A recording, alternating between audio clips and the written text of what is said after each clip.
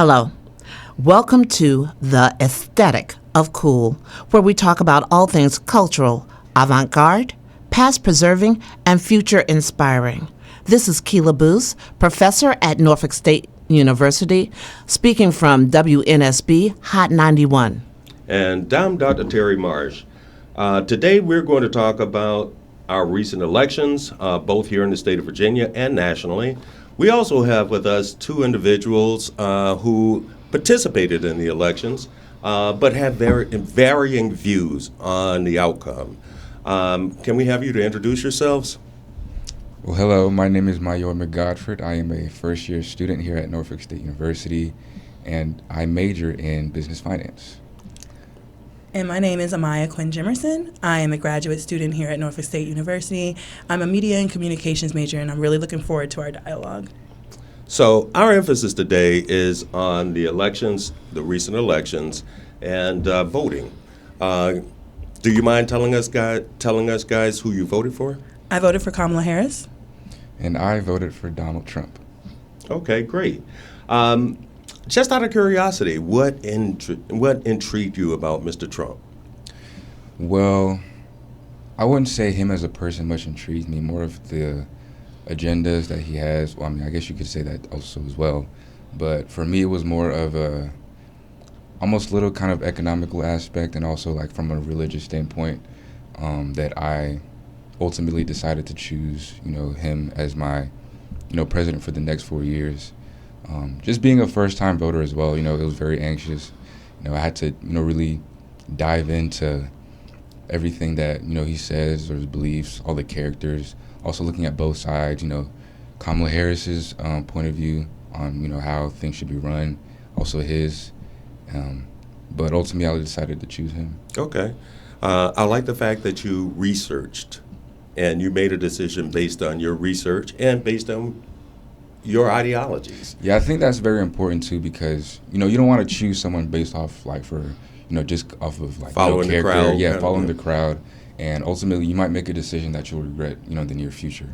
So I think it's really important that people really dive into as deep as you can about what they're trying to do for these next 4 years, because these next 4 years of my life, I know they're going to be important, because I'm a young adult, so very soon I'm going to have to buy a house, pay for all these stuff, policies that might be against me, even at being young and black, and, The job market in the next 4 years, you will be a college graduate. I will be a college Yes, graduate. you will. And so you'll have a whole new set of opportunities and challenges, as we all did once upon graduation. Mm-hmm. But those are the things that you have to consider when you're casting your first vote. And I know it's mind-boggling, really, because of all the policies that are thrown at you, but also information and misinformation that's thrown at you. So those are things that we have to consider when we are making our Particularly in choice. this election. It's at a new level in these days and times because of social media, because of the internet, because of the dark web. We're getting information and misinformation from across the globe. So that's what we've been dealing with and contending with. So, Ms. Quinn Jimerson, what Yes. made you make the decision that you made? My decision was based upon being a black woman in the society that we're in right now. For instance, healthcare, I think, is something that you should be able to choose what you would like to do with your body. That's something that makes me scared as a woman. Another thing that makes me scared is increased allowances for police and officers. As someone who has had their own run-ins with the law, I just couldn't imagine them having free reign and not having any repercussions for the things that they do. There was also making sure that I'm not voting for just my own interest, but the greater interest of the larger majority here in this country. Even though the larger majority is white, I'm always going to stand on the side of minorities and making sure that we're all getting equal treatment, people with disabilities, things of that nature. Those are all things that are very important to me. And I just want to make sure that I was voting for something that would intrinsically preserve the rights of the people that I feel deserve them the most. Yes. So those would be the reasons why. Do you feel that Mr. McGottfried is maybe delusional in thinking that Donald Trump cannot provide what you need? I think that when you come from an insular point of view, when you're individualistic, you're able to make a decision that's good for you. But I think oftentimes when voting, you have to make sure you're considering everyone. And I think that oftentimes with Donald Trump's platform, I do think that he intrinsically appeals to someone who has their own interests prioritized. And I don't think that that's wrong, but that's what I believe. Well, let's talk a little bit about Donald Trump's platform. He has his Agenda 47, which is still active and very present on his website. They include things such as carry out the largest deportation operation in American history. You know, I have concerns about that. Oh, yes. Immigration has been a part of American dialogue since about 1870. And unfortunately, anyone who can be considered an other has had difficulty coming into this country. It started with the Irish, it happened with the Italians. In the 1920s, it was Jewish people. Now all of a sudden it's people of color, and anyone of color. My concern is that even during the 1920s, you had to be white and Protestant in order to get a visa to come into the United States.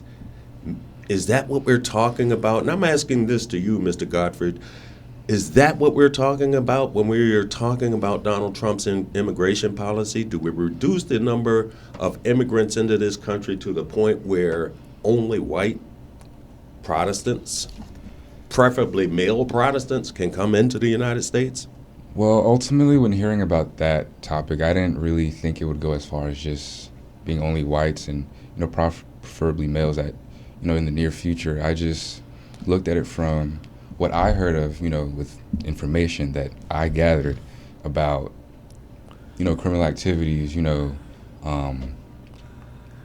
drug law, like so much drugs, the fentanyl, all of that stuff that's coming into our country and, harming each and every one of our citizens. Mm-hmm. And, crime that I've, apparently heard of, which, I might have to dig deeper into that because which I've heard might have been, a little bit of misinformation. And what we have to, I just wanted to say, what we have to consider too is that there are many different people of many different races that commit crimes, and some of them have been in the United States for centuries. So it's not just immigrants coming in committing crimes, and I'd just like to mention that I know because you're my student, you have written that you have immigrant parents. I have immigrant. Right, exactly, from Africa, right? Is that correct? Okay.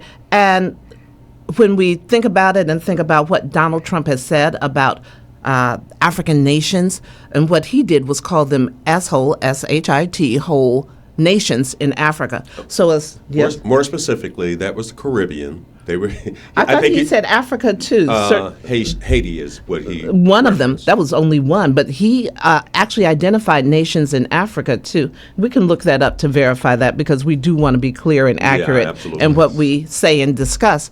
But even so, I grew up in a community where there were many immigrants. A lot of my friends' parents, they were from whatever countries, and they were the first people to be born here in America. And when I think of my individual experience and my experience with those families, I couldn't imagine my friends having to wonder if their parents are going to be able to be in this country or be here when they were definitely contributing members to our society. Paying taxes, yes. Working hard. Being good citizens. Yes, being great citizens, better citizens than me, to be honest, and working hard for their families and really doing what people would, I guess, say is the American dream. So I guess that's what makes it sad for me personally, is that I know families that this will directly affect, and I do feel from my experience, now I don't know if there's any numbers to back up what I'm saying, but I would hope there might be. But I don't know how much of these immigrants are actually as criminals as well. Like, Well, what is the you're what right. is the There are number for numbers that? that back that yeah, what up. is the number for that? I don't know specifically, but you can look that up with, in the Department of Justice statistical data. However, I can tell you that it's minor compared to the amount of school shootings, the amount of mass murderers, mass killings In the United States. in the United yes, States. The number of immigrants committing crimes, period, is minimal. is minimal.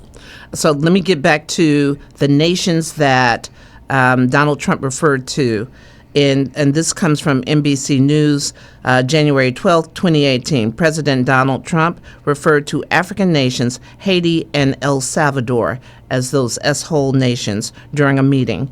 So Donald Trump did indeed identify nations in Africa, in El Salvador, and Haiti specifically as nations that he thought were less than worthy of having immigrants come, and specifically identifying them as S-hole nations. I think that's horrific, personally, and you don't generalize. That's what we've learned, if nothing else. You don't overgeneralize about a race or a group of people at all, because everyone is individual. And various things happened in the continent of Africa that derailed their progress and their movement forward because of colonization and actually being run by other nations, which took their assets, their worth, their resources to include people. So it's a building back process. It always was, and we knew that and identified that as well.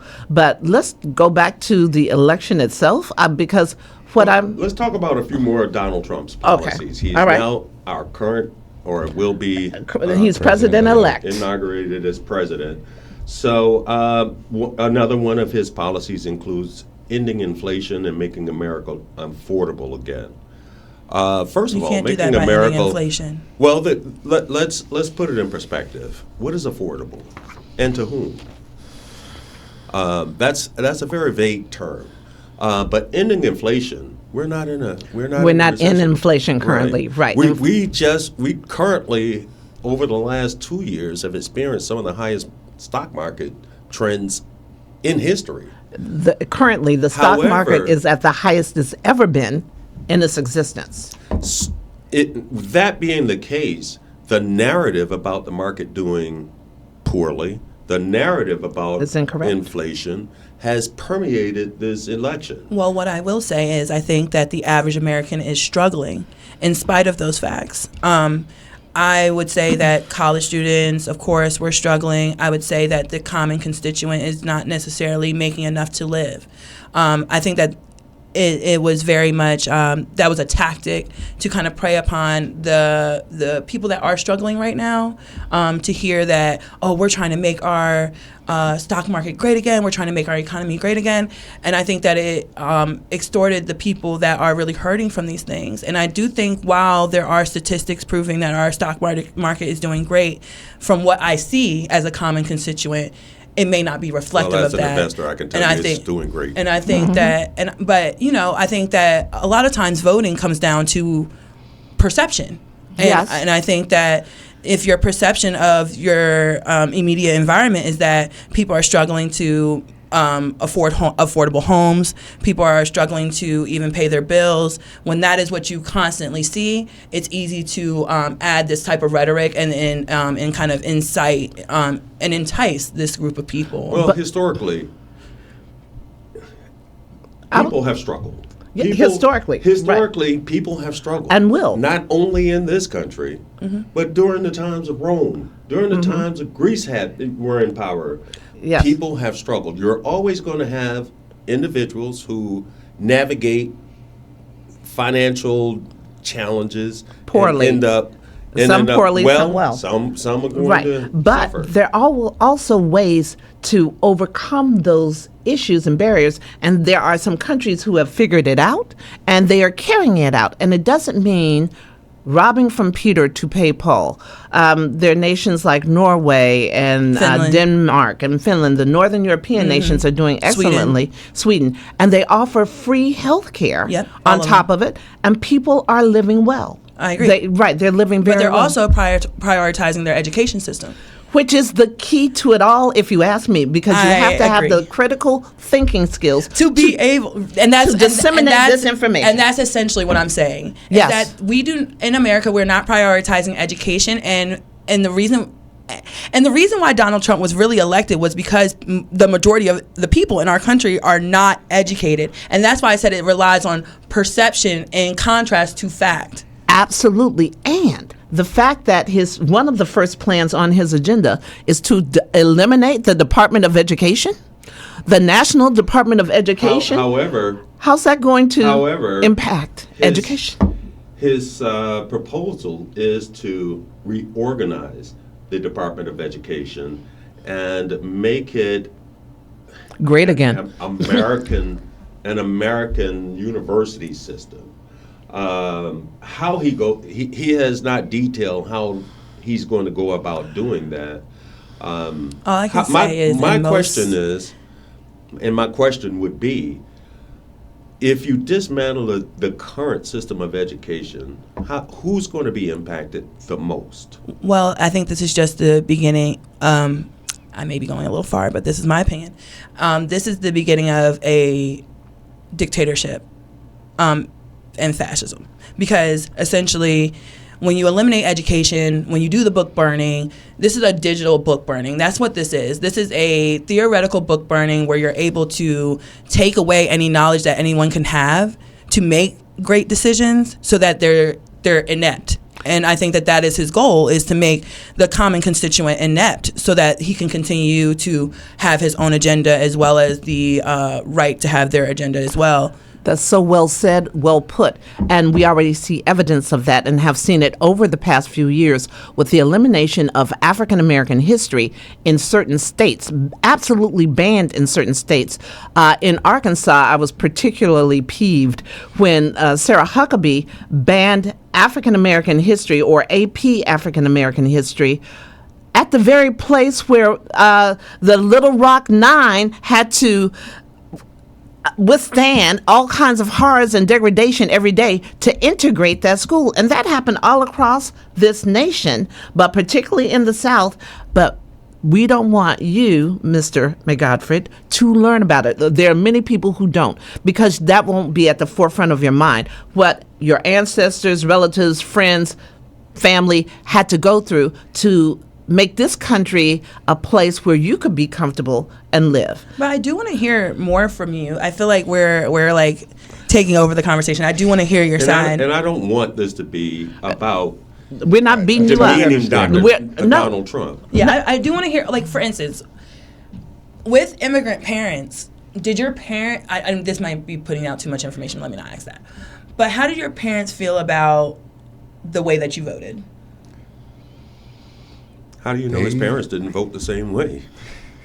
Well, I didn't want to ask that because that's not my business. But I do want to know how they felt about it, because then that would be a tell. That would leave you a clue. I think. Yes. Between either or, constituent, they both supported me either way, because they both had great points, and based off of our beliefs and where we come from and how we grew up, they both offered great viewpoints on ways that could help us. But going back to the whole education and taking away certain things that we learned about, as far as like African Americans or just like the Black people history in general. Like I said, I come from like an immigrant family, so our history is kind of different in a way Yes. that doesn't really connect to people of that came to America.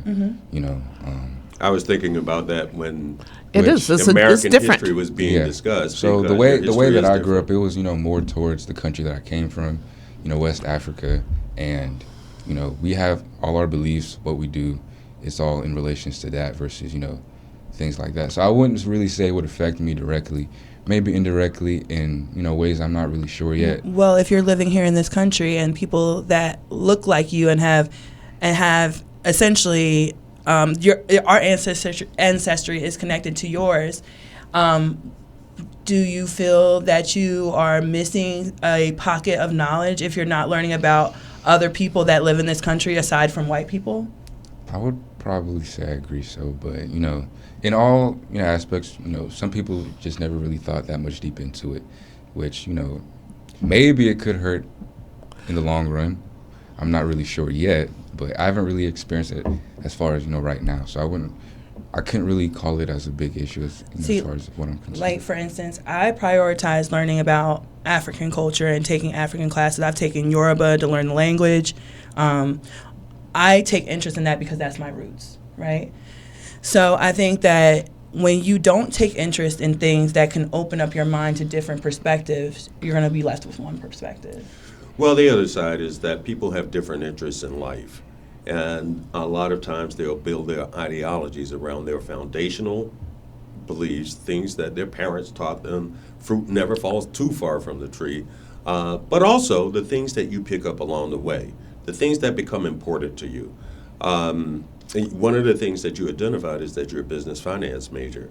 And if you're looking at business finance and the markets, your mind is around numbers, particularly numbers that might help increase your net worth over the next 10 years. Being focused on social issues is not something that a business finance major might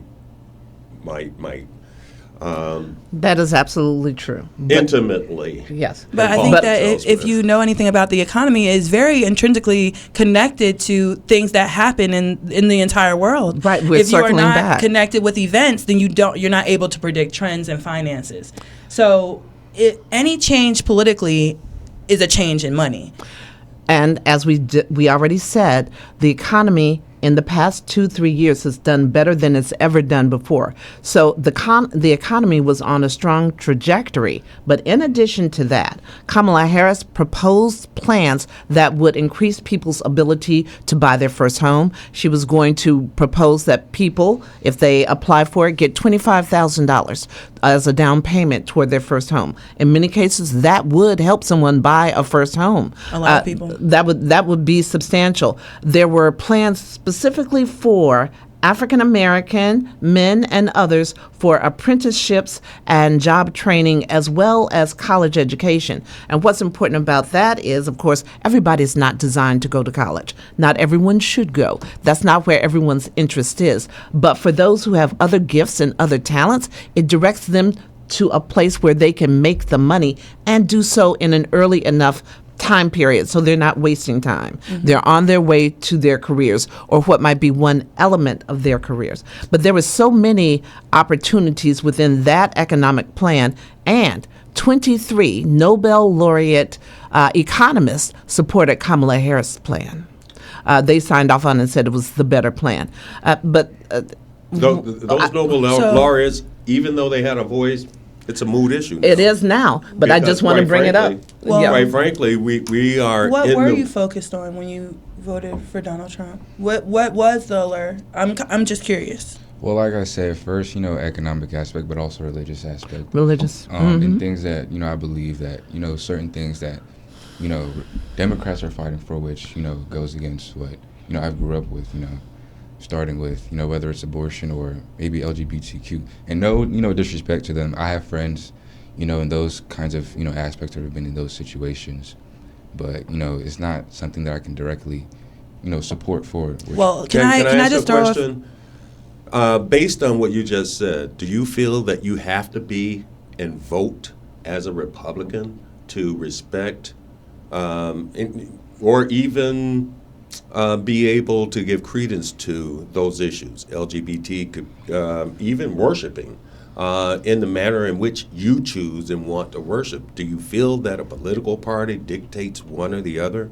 And the reason that I'm asking is because, like you, I have very solid beliefs on my religious foundation. I also not a huge supporter of abortion. However, I do believe a woman has the right to do whatever she wants with her body. I don't believe, I find it a contradiction that most Republican legislation says that, or states that we don't want the government to be involved. It does. And then they place an agenda on the docket in which you're directly involved. With an I find individual's that- right I find about that a her body. contradiction. And then also, just to throw a fact out there, trans women don't live to the age of 32. 32 is the average age for a trans woman. Black men far supersede that by at around 77 right now. When you think about people dying when they're 32, I'm 32. You wouldn't have guessed that, huh? This black don't crack. But when you think about it from that perspective, these are young people that are dying. Yes. It has nothing to do with how you feel about what they're doing. Or their politics. It's Right. the fact that we're fighting so people don't die. I think that no one deserves to die at the age of 32. No one deserves that. I don't care what your I will tell you guys beliefs that we always have, the United States and every country has always been involved in crisis. And I can tell you, before you guys were born, that going through the AIDS and the HIV period was scary. That's what PrEP is for. Excuse me? There's drugs so that There we wasn't live at the time. But now there But is. now there are. wasn't There at is. the time. And that The other issue is that we just came through another phase. COVID. Right. Yes. There were no drugs prior to COVID because we didn't know it existed. Now we do have relief from COVID. So progress will always supersede the issues that we're dealing with. During the whatever years it was when the Black Plague impacted The Middle Ages. Yeah, during the Middle Ages, yes. the Black Plague, they found out it was because of dirty water. We progress as we find out the ills that are impacting us But socially. we also have to have competent people managing the health care so that it doesn't become a plague or an epidemic. So during the period of Ebola, which you may or may not remember, Ebola threatened the United States and other countries to be an epidemic like COVID. But because it was properly handled by Dr. Anthony Fauci, it did not become the epidemic that it threatened to be. People were quarantined. They shut that stuff down. People weren't free to roam all around and pass it to one another. And, I researched Ebola when it first came out. That was a ferocious disease that has not been eliminated, but it's been severely minimized in terms of its impact. But I want to. Due to time, I wanted to address some of the other Donald Trump agenda Can I just say issues. one thing? And I need to say something else about reproductive rights. Go ahead. Okay. What people would call you as a voter is a single issue voter. You're finding one or two issues that you agree with him, and then voting based on those agreements, right? Mm-hmm. But there's such a large world within that. You can't just well, you can. We live in a country where you can, so let me not say that. Right. You can do whatever you want, but when you do that, you're sectioning off your mind to only think about these two things in contrast to the larger, bigger picture. Going back to that, Maybe the larger, bigger individualism. Right there, and that's exactly what my point was. That there's an individual nature to Donald Trump where it makes you think individualistic in contrast to the greater good of all of us. And yeah, everyone's not going to agree with LGBTQ. Everybody's not going to agree with abortion rights and things of that nature. I'm someone who is in the LGBTQ community. Mm-hmm. I'm also someone who has had an abortion before. I'm also someone who understands intimately how that can change your life and your trajectory. And healthcare, and how healthcare being, we don't want you to be able to do this, and how that can snowball into now we're not able to receive care at all. Right. No, like it is, like I said, it's about seeing the bigger picture. And I think more often than not, when you vote for Trump, you are voting on single issues, and there's nothing wrong with that per se. But I would challenge you to just think outside of your purview and how you think in your life, and be able to step outside yourself for a second. I just want to say one quick thing also about reproductive rights, and that is that it's not only abortion on the table. You have the issues of incest, you have the issues of rape. And should those women be forced to carry their rapists' baby, should they... You also should they have die because their child has not made it out their fallopian tubes? Exactly. Like, That's should I have to die because I can't get an abortion? Right, that's an ectopic Do you have pregnancy. sisters? I have one. Would you want your sister to die like that? You guys are I putting could- issues on him. We his want him to voting- think about. We want I'm him to asking think a about. question. However, those are issues that he can't personally affect. They may impact his people around him, but those can't have an effect on him. I think if Yes, they can. if your sister I were to disagree, get it raped can. and then have a child because of that, that directly affects the entire family. That's right. That would affect him. Or Yeah, have an you know. ectopic pregnancy that could be relieved by a simple operation, but be denied that and die. Because once you have an ectopic pregnancy, it will burst in your fallopian tubes and you will die. That's what it. happens. So those are just a few of the issues. I know we are running out of time. We are out of Okay. time. We are out We're of out time. of time already? But this, Already? see, you thought half an hour was going to be a long time. But when you have such a fascinating conversation, such an important conversation with such mentally acute individuals, then you run out of time quickly. Thank you so much both for coming. So, audience, you're listening to the Aesthetics of Cool, conversations on the topics impacting Black culture, including art, literature, music, community, and, as today's show, verified politics. Yes. We appreciate your joining us, and I'm Dr. Terry Marsh. And I'm Professor Keela Boose, and this is Hot 91 WNSB. Thank you for joining us. Until the next time.